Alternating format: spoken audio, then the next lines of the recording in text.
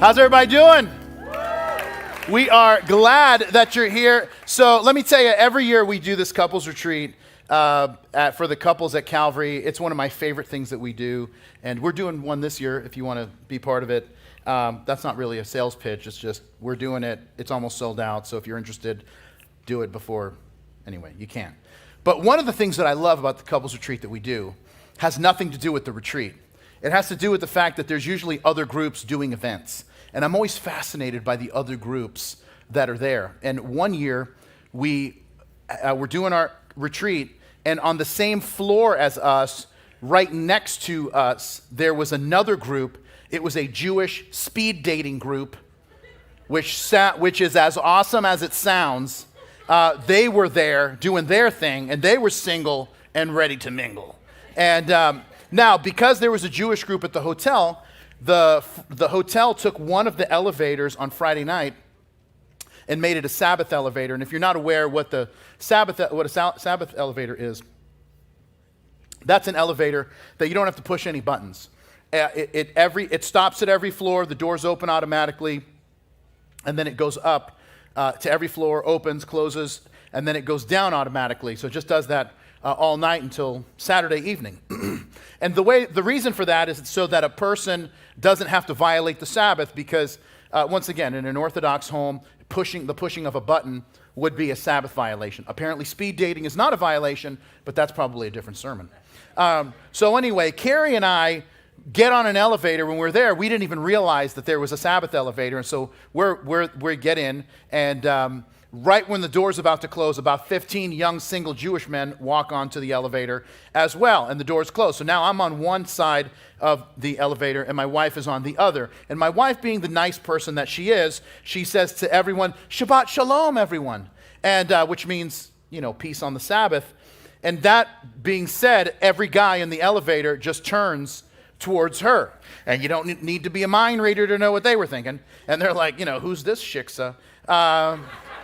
Do you know what a shiksa is? Some of you? Okay, a shiksa, that's a Yiddish word that means a hot Gentile woman. And so who's this shiksa giving us the traditional Sabbath greeting?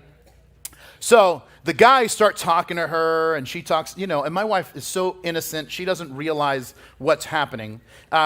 She's talking about how she's been to Israel. There was a Sabbath elevator when she was in Jerusalem, and these guys are falling over themselves, asking questions about her life and what are her likes and dislikes, and what's her favorite time of year for a wedding. And I'm trying to insert myself into the conversation, and it's not working. And by the way, and I'm waiting. Now this is going on, and I'm just like, when are we gonna? Am I like on the moon somewhere where my hotel room is? It's like the 80th floor or something. I don't know what's happening. Finally, the door opens to our floor, and I reach through. I grab her by the hand. I'm like, "Hey, this is the Gentile floor. We gotta go." And I got us out of there because I don't know what would have happened if we stayed any longer. And I appreciate those guys recognizing the obvious, that my wife is strikingly beautiful and way better looking than any of the girls at that meat market that they were part of. And but I was trying to tell them when I was like, "Hey, she's not for you. She's taken." And my voice was drowned out by their hearts pounding every time my wife said a word in Hebrew. And listen, I get it that these guys are all looking to fall in love because they want their own happily ever after. And it's what everybody wants. And the problem is that you get married, and when we talk about happily ever after, and we've been saying this throughout the series, X's and O's, that we started, is that sometimes we think that getting together, we found the person, we got together, and that now the hard part is over. Fall in love is the easy part. It's the staying in love that's the more challenging part, because there's a part of falling in love and staying in love and being in love that people didn't tell us about, and that was that there was going to be conflict and there was going to be problems. When you're dating, it's easy. You go out, you have fun, and you're, as a guy, spending way more money than you should because you're trying to impress her. That's the easy part. The hard part is like when you get married, that's when real life shows up, and there's bills and obligations, there's in-laws. Some of you have outlaws. And there's this all kinds of drama in your marriage. You get into arguments, and the problem is when there's conflict. The problem is, for a lot of us, no one taught us how to have good conflict. We were only taught go for the jugular conflict. And so we say hurtful things because we're trying to win, not realizing that when we say things and then kind of calm down, there's accountability afterwards for the things that were said. So in part 3 of this series that we've been doing on marriage and relationships, I want to talk about fighting fair and how to have conflict in such a way that it really does end up strengthening your marriage. And I thought the best way to talk about conflict is for us to watch one. And so I want to drop us into an area of Scripture where it's a beautiful love story, but it's a couple having an argument. It's an ancient song in the Old Testament that's called the Song of Solomon. It was written by King Solomon. The book is written like a play, and it covers from the beginning of when this couple meet, fall in love, get married, their wedding night, all the way to the end of the book where they're older looking back on their lives. But the section we're going to drop into is after they're married and they're having an argument. And the important thing is, that's important for us to understand, is that every couple has conflict. The only couples who don't have conflict are couples who lie about it. But everybody has conflict. But what we're going to talk about is how conflict can actually help. We're going to talk about how to reduce it. But we're also going to talk about when you're in conflict, how do we resolve it? Because when a couple does resolve conflict well, it actually strengthens their relationship and draws them closer. So we're going to start in Song of Solomon chapter 5. We're going to start in verse 2. And here's what we read. The Shulamite, who is the wife of Solomon, she says this. She says, I sleep, but my heart is awake. It is the voice of my beloved. He knocks, saying, open for me, my sister, my love, my dove, my perfect one. Like, all right, buddy, you're laying it on thick. For my head is covered in dew and my locks with the drops of the night. Okay. And this is her response. I've taken off my robe. How can I put it on again? I've washed my feet. How can I defile them? If you pause there and give me your attention. This is the beginnings of something. But the first thing we got to realize when we talk about conflict, here's rule of conflict number 1, and that is pick your battles. Now let me give you a kind of a basic outline of Song of Solomon to where we are here. They meet in chapter 1, they fall in love in chapter 2, they get married in chapter 3, they have their wedding night in chapter 4, and now they're in an argument, which seems like a fairly good pattern for marriage. And so now, but this is the beginnings of an argument. When she says, I'm asleep, but my heart is awake, that is, I'm laying in bed worried. Why? Because Solomon is out late. She doesn't know where he is. He's not answering her texts. And so she doesn't know what's going on. And then he shows up. And he's like, hey, I'm all sweaty because I've been working late. But she decides not to open the door to her bedroom. Now, it wasn't uncommon for couples to have separate bedrooms in that culture. But she complains that I'm not opening, I'm ready for bed, it's too late for them to be together. And this is where the fight begins. Now, I've put on my robe and I've washed my feet is basically the Middle Eastern way of saying, honey, I'm sorry, not tonight, I have a headache. And so, now, this may be a good reason to get into an argument, it may not, but you got to decide if it's a battle worth fighting. And if it is, then fight fair, and if it's not, then let it go. And here's why. In the book of Proverbs, which by the way was also written by Solomon, Solomon says, an offended friend is harder to win back than a fortified city. Arguments separate friends like a gate locked with bars. One of the things that we have to decide and figure out in our marriages, and really in any relationship, and this is not just true for marriage, it's true for friendships and any kind of familial relationship, is you have to learn the difference between conviction and preference. And the problem is, there are some things that are life and death, right or wrong. Other issues that aren't that, they're just issues of preference. What happens is that when couples make issues of preference a life or death thing, that's when there's a problem. When my wife and I were first married, I couldn't believe how she treated the toothpaste. I was in shock. Every time I would walk into the bathroom to brush my teeth, the toothpaste tube looked like it had been choked to death. Like a crime of passion. And now, let me just tell you how I deal with toothpaste. I'm one of these guys who systematically moves from the back of the tube to the front of the tube, like the Bible says. And so, because I also want to live in a civilized society. But we only had one tube, and every time I went to brush my teeth, I was trying to resuscitate the tube after the strangulation. And you know what? And I realized this, and I remember her talking about, I'm like, woman, what are you doing? She's like, Bob, I'm just getting toothpaste. I'm like, no, you're murdering the toothpaste. getting the toothpaste. And I remember, I'm like, I'm going to fix this. So I bought this little plastic clip, and then you kind of start rolling the toothpaste. First of all, where was this all my life?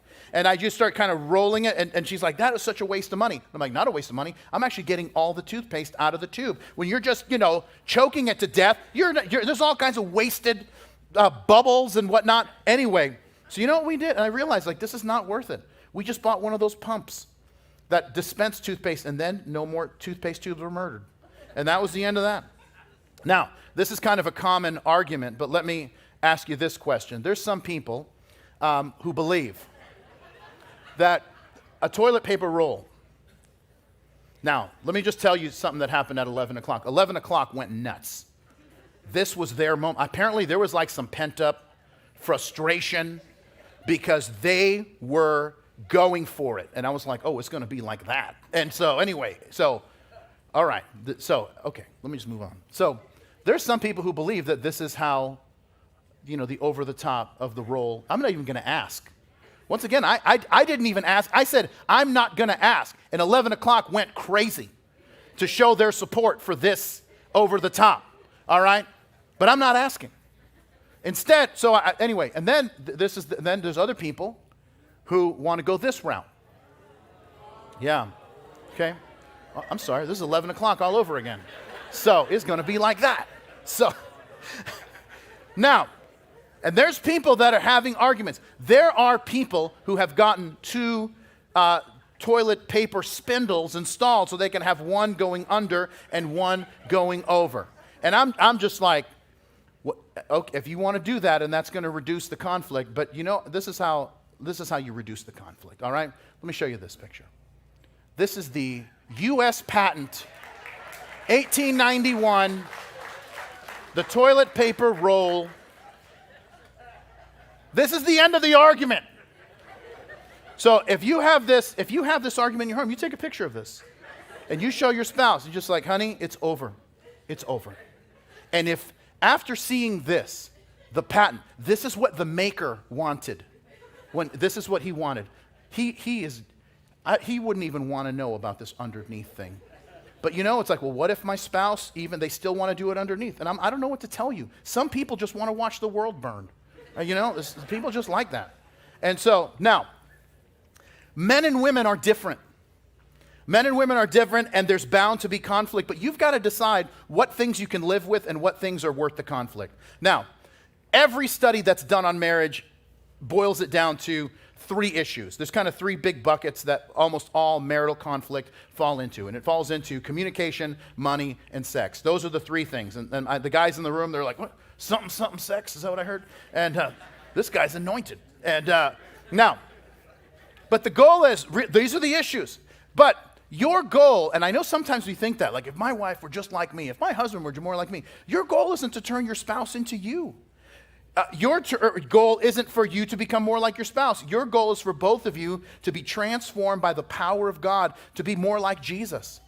And listen, now, why? Because people are different. Now, let me just tell you something, and you know this to be the case. And every service I've said this, and every service has agreed, so don't, we're on a streak here. Every one of us has a friend, a couple that we're friends with. We don't say this to them. We say this about them after they leave our house, all right? But we're like, how in the world did those two people get together? Right? You have a friend like that, a couple like that? Yeah, all of us. We all have a couple, and if you don't, it's you, by the way. And this is what we're saying about you when you leave. But we all have that. We're like, how in the world did those two people get together? And it's because opposites attract. The problem is after marriage, opposites attack. And that's where kind of the challenge comes. And so now, if you want your marriage to be full of joy, and I know that's what you want, that's what all of us want, you've got to learn to celebrate your differences and see them as a blessing and not as a curse. When Solomon and the Shula might meet, the thing that she says about him in chapter 1, look at what it says in Song of Solomon 1, verse 3. She says this, she says, how pleasing is your fragrance. Your name is like the spreading fragrance of scented oils. No wonder all the young women love you. This is what she says of him. She's like, I just even got near you, and I could just smell that. Like, what was that? Is that Old Spice? It's like, well, it was back then, so it was probably just called Spice back then. And but then, here's what happens, is that now in chapter 4, look what she says about him. He says, this is what he says about her. How fair is your love, my sister, my spouse. How much better than wine is your love, and the scent of your perfumes than all spices. Listen, it's like they are even saying that their scents are wonderful, but they're different. And we have to learn to not just accept it, but celebrate it. And then deal with the conflict as it arises. And so now, remember, he shows up. She's worried that he's out late. And he's like, hey, I'm at the door. And she's like, well, I can't get my feet dirty. So here's what happens. In verse 4, she says, my beloved put his hand by the latch of the door, and my heart yearned for him. I arose to open for my beloved. My hands dripped with myrrh, my fingers with liquid myrrh on the handles of the lock. I opened for my beloved, but my beloved had turned away and was gone. My heart leapt when he spoke. I sought him, but could not find him. I called him, but he gave me no answer. No, if you can pause there and give me your attention. Here's the second thing when we talk about rules of conflict. Number 2 is understand your spouse. So what happens here in the story? She says no to him, and then she says, maybe I was being a little over the top. She gets up to open the door, and when she does, by that time, he's gone. Now, him leaving, not good. Now, her saying I'm not getting up, that's being a little over the top. But once again, instead of saying, hey, we got to kind of deal with this as grown-ups, they just start reacting to each other. And this is the problem. It's not a good situation, and she's going to end up getting hurt in this process, and we're going to read that in just a moment. Whenever there is a pattern of immaturity or even moments of immaturity, what will happen is someone does something that, your spouse does something that bothers you, and you either get to decide this. You either say, I'm going to react to this thing, and now the conflict becomes greater, or somebody decides to be the grown-up and says, hey, come on, not like that. Let's not do that. You see, if she had set the tone and said, he gets to the door and says, honey, I get it, tonight's not the night, but I'd still like to see you. Instead, she acts immaturely, he reacts to it in an immature way by just leaving, and that's just never a recipe for a happy marriage. Diane Solie, who is the president of the Coalition for Marriage and Family, she said this, and I thought it was so poignant. She said this, happy couples who stay married have the same number of conflicts as those who divorce. What makes the difference is not the absence of conflict, but the ability to manage the conflict. My point is that someone has to be the grown-up and decide that you aren't going to simply react to the conflict, but you're going to deal with the conflict and diffuse it. Because they don't deal with it, she looking for Solomon. And look at what happens, verse 7. The watchmen who went about the city found me. They struck me. They wounded me. The keepers of the walls took my veil away from me. Remember, she didn't want to get out of bed because her feet might get dirty. And by the way, if you're thinking, hold on, isn't she married to the king of Israel and live in a palace? I mean, how dirty could the floor possibly be in a palace? Well, you're probably on the right track as far as you're thinking, but that's nonetheless, she doesn't want to get her feet dirty, but now she's running out into the night looking for Solomon. The night watchmen mistake her for a prostitute because in that culture, only 2 people were out at this hour of the night. Women who were prostitutes and men trying to invade the city. And the way it worked in that culture, and you got to understand, it is the dark of night. So this isn't like, hey, Alexa, turn up the lights by 40%. There's none of that. It's torches and darkness. And so when the night watchmen see anyone, they start swinging first and asking questions later. And so part of diffusing conflict is understanding the other person's point. And that's what a grown-up does. You don't have to agree, but the hope is you can understand. Guys, we are commanded to understand our spouse. The Apostle Peter in 1 Peter chapter 3 says it this way, husbands, likewise, dwell with them with understanding, giving honor to the wife as to the weaker vessel, and as being heirs together of the grace of life, that your prayers may not be hindered. When Peter says honor your wife, literally, here's what that means. Hold her in the highest of esteem. And by the way, just to deal with the thing, it's like, weaker vessel, that's sexist. Ladies, if you've ever asked your husband to open a jar of tomato sauce in your house, you are complying with this verse. That's really what it is. It doesn't have anything to do with superiority. It has everything to do with the fact that generally men are physically stronger than women. And I'm talking about real men and women, not men who pretend to be women. I'm talking about the real ones, okay? Just so that we're clear on that. And so, thanks. Those weird things happening. But listen, because of that, I believe husbands should really be chivalrous towards their wives, holding the door open for them. And it's not, because it's not, my wife knows how to open a door. I'm positive. But I don't want her to. If I'm there, I want to hold it open for her. Any nasty stuff that needs to be done at our house, I want to be the one who does it. I don't remember. It's probably been years since my wife went to a gas station. And it's not because my wife doesn't know how to pump gas. She does. I just don't think she should have to.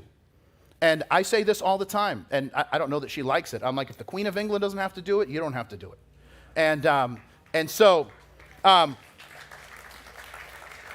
So this is why, my wife doesn't take out the garbage. I take out the garbage. Well, really, my son takes out the garbage, but I supervise. And that counts too. And so, but listen, my wife is incredibly capable. But to honor her, I do those things. And by the way, someone asked me, and they said, why isn't there a command for wives to understand their husbands? I'm like, dude, because she knows you better than you know you. She doesn't even have to have the command. She already gets it. I am amazed at how my wife knows what I am feeling before I know what I'm feeling. I got a master's degree in theology yesterday. And thank you. I appreciate that. I got a master's degree in theology, and I cannot explain how I'm feeling at any given moment. So I can tell you anything you want to know about the ancient governmental system of the Roman Empire, but how I'm feeling, I'm gonna need some time. So, and it's just the weirdest thing. My wife will ask me, is it a sharp pain or a dull pain? And I'm like, yes, it is. And she's like, no, it's one or the other. And I'm like, but what if it's kind of dull and kind of sharp? She's like, that's not how it works. It's either dull or sharp. I woke up one day, I wish I could tell you I was joking, and I'm not. And this is just how kind of out of my mind I am sometimes. I woke up with so much stomach pain, and I'm like, Kara, I think I need to go to the doctor. And she's like, what's wrong? I'm like, I have the worst stomach pain. And she's like, okay, explain it to me. And I don't know words. So I'm just like trying with my feeble medical vocabulary, something artery. I don't know. Are arteries in your stomach? I don't know. And so I'm trying to say something, and she's listening. She's like, okay. I'm like, so are we going to go to the doctor? She's like, no. You're going to go downstairs and eat something. You're hungry. And sure enough, I felt right as rain after I had a sandwich. And so this is what the Apostle Peter is saying. He's saying, husbands, get a PhD in understanding your spouse. Because when you do, you're going to know what pushes her buttons, what pushes his buttons, and what will invite conflict and what will diffuse it. But if we insist on reacting to what she said or what he did and not be the grown-up who stops the cycle, then like the Shulamite, there's going to be pain and there's going to be hurt. Marriage is about cultivating the relationship, but it doesn't grow by itself. Let me explain that. When we moved into our first house years ago, it was a little house, but we had this kind of flower bed right by the front door. And I decided, hey, let's spruce this up. And so I bought some plants, I bought some soil, and I thought, it looks so nice. And within a week, it was all dead. And I did this a couple of times, and I told my wife, I'm like, listen, I'm sorry to tell you this, but our house is built on an ancient Indian burial ground, and nothing can live here, and we may have to move. And I think I may have seen too many horror movies in the 80s, which is what led me to that. So when we moved into our second house, I tried to do the same thing, and everything died. And I just said, wow, this burial ground really extends through much of the Miramar area. And so, and the reason was, I was under the impression that gardening is a one-time activity. So what I did is I hired a landscaper to redo the landscaping in the front of our house. And he's like, so what are you looking to do? And I said, here's what I think we should do. Let's rip everything out and let's start over. And he's like, why would you want to do that? You have beautiful plants in the front of your house. They just need some love. I said, okay, that's fine. But I want a beautiful front yard that requires zero work from me. He's like, don't worry. It's going to be totally manageable. So they came in, they took out the old soil, put in some new ones. They took out some plants that weren't really working. They moved some around. They added some new plants. And then he's like, all right, come out. And it was amazing. It really looked amazing. And they found this giant rock. Then they made it like a centerpiece of the front of our house. I'm like, where was that? He's like, it was buried in the ground. I'm like, well, who knew? Maybe that was one of the headstones of the Indian burial ground. Who knew? And so anyway, so he says, here's what I need you to do. I need you to come out every day for 30 days and water these plants. Then after that, I need you to come 3 or 4 times a week and water the plants. Then once a week, I need you to come out and pull all the weeds. And I'm like, no, that's not what I wanted. I wanted beauty without any effort, and you have given me a part-time job. And I said, and I wanted to do nothing. That's the point. And he's like, yeah, that's not going to work. And he says, everything that's beautiful needs investment. And I was like, whoa. And I told him, like, hey, are you interested in doing some marriage counseling? I have several families I'd love to send your way. I've been trying to tell people this for years. Because listen, marriage is gardening. You need to cultivate the relationship. You've got to do things that draw you closer together and bring out the beauty. Because when you pull weeds and uproot dead flowers, you aren't fighting with your garden, you're fighting for your garden. And when conflict arises, you need to set a goal of resolution rather than reacting, or even worse, just saying, oh, I'm just trying to win.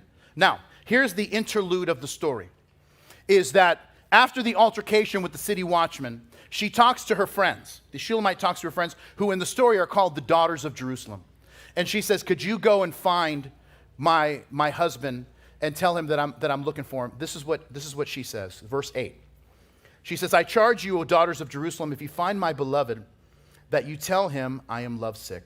And this is their response in verse 9. What is your beloved more than any other beloved, O fairest among women? What is your beloved more than any other beloved that you so charge us? You know what they're saying? They're like, what's so great about him? Isn't he the guy that you didn't want to get your feet dirty 4 verses ago? But see, she has changed her perspective on him, and what follows now is what she believes about him. Look at verse 10. She says this, my beloved is white and ruddy, chief among 10,000. His head is like the finest gold. His locks are wavy and black as a raven. His eyes are like doves by the rivers of water, washed with milk and fitly set.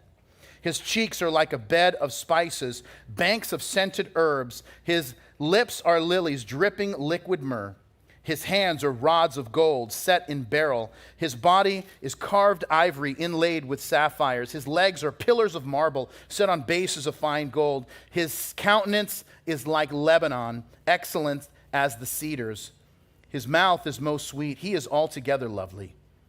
This is my beloved, and this is my friend, O daughters of Jerusalem. Now, if you pause there, last thing I want to tell you. This is rule of conflict number 3, and that is speak good words. It's so powerful, and then the Shulamite gives what I believe is probably the best description of marriage. She says, this is my beloved, this is my lover, and this is my friend. She has now remembered what is most important. In the midst of the conflict, she has realized we're on the same team, and if only one of us wins, we both lose.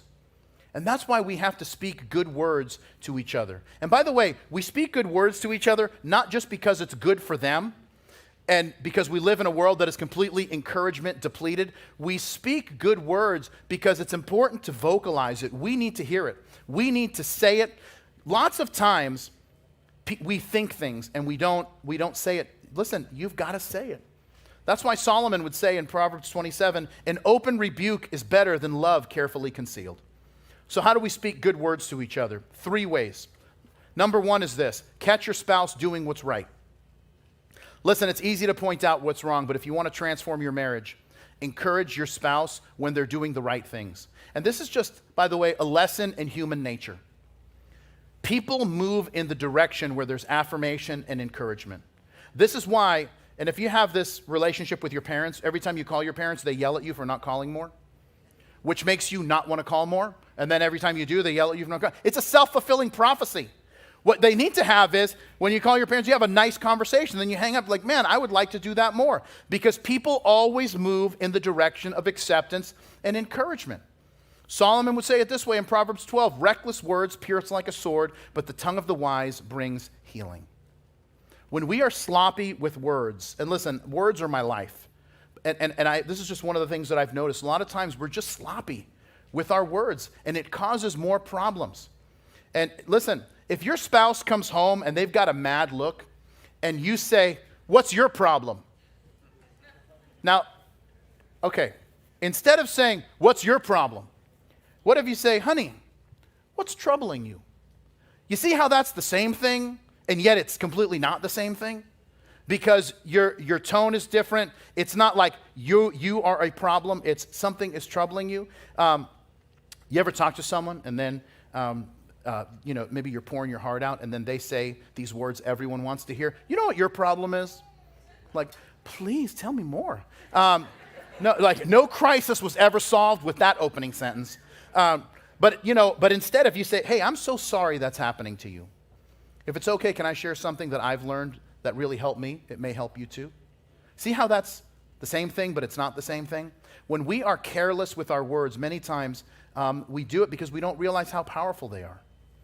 I was out with my son probably a couple years ago, and I was telling Xander a story, and he's like, "Dad, I don't remember, but I have a bad memory."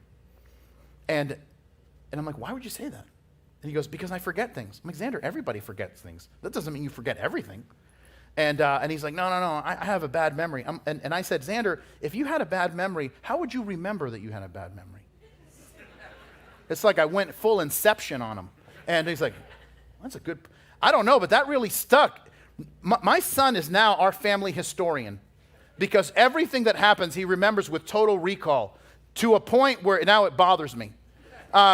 Because he was reminding me a little while back about something. He's like, "Remember you said that thing and it involved me giving him and his sisters money." And I'm like, "I have no recollection of that, Your Honor." And he's like, "Yeah, remember, Dad, we were in the kitchen and you were eating a donut and you started and you said, 'I probably shouldn't be eating this second donut.' But I'm like, stop! How much do you need? But stop recounting my questionable life choices back to me." And listen, if we're only speaking death into our marriages and our kids and our relationships and our friendships, we shouldn't be surprised when there's no life. Listen, encourage each other with your words. Catch your spouse doing what's right and encourage them and watch what happens. Listen, this is a rule of your home. What gets praised gets repeated, and that is just a fact. All right? Here's the second one. And guys, brace yourself. Throw sarcasm out of your house. No man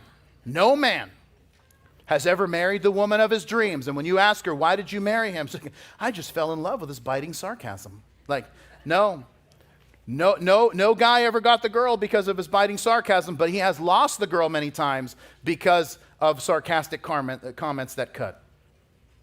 The Apostle Paul would say it this way: don't use foul or abusive language. Let everything you say be good and helpful so that your words will be an encouragement to those who hear them. As I mentioned earlier, we live in an encouragement-depleted world.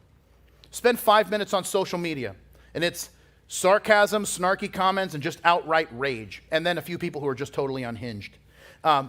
Listen, and I'll be honest, I used to be extremely sarcastic, and I just saw what it was doing, and I made a decision that I was going to eliminate sarcasm from my life, and I did. I stopped being sarcastic, and people are like, "How did you stop being sarcastic?" I'm going to tell you, so you might want to write it down. Every time I thought something that was sarcastic, I didn't say it. That was the first step. Every time. For the first week, I barely spoke. I was just walking around with a smile because everything I thought of, I'm like, "Yeah, it's not going to work." And then there's other things, "Yeah, it's not going to work either." And so now, but here's, can I tell you what happened when I eliminated sarcasm from my life? Joy exploded all around me. Joy exploded in my home. It exploded around me, and it exploded within me. Listen, it all started with training yourself to speak differently. And by the way, you have the power to do this. Any level of self-control, you can just decide, "Yeah, I'm not going to say that." This is why, and it's in your notes in 2 Corinthians 10, here's what the Apostle Paul says this. The scriptures tell us that we take every thought captive and make it obedient to Christ. You know what that means? Paul is saying this: everything I think, I put it in jail, and it's guilty until proven innocent. So it's like, hey, slow down. Behind bars. What were you going to say? I was going to say, hi, how you doing? All right, you're out of here. You're good. You can say that. But you got to throttle that back. And you know what happens when you take every thought captive? Listen, sarcasm only knows how to destroy. And you're trying to build. So you got to get that tool out of your toolbox. This is why, once again, Solomon, and by the way, I quote Proverbs so much when we talk about these topics because there is no better book in the Bible about words and about what words do than Proverbs. But he says this: the words of the godly encourage many, but fools are destroyed by their lack of common sense. All right, last thing, and then we're done. And that is this: if you're a note taker, someone has to go first. In chapter 6, remember she tells the daughters of Jerusalem, go out and try to find my beloved. And then they find him, and they say he's in his garden. So she goes to his garden, and he sees her, and look at what he says when he sees her. He says this: oh, my love, you are as beautiful as Tirzah, lovely as Jerusalem, awesome as an army with banners. Turn your eyes away from me, for they have overcome me. Your hair is like a flock of goats going down from Gilead. By the way, this is romantic language back then. You compare your wife to a goat now, I am not responsible for what happens.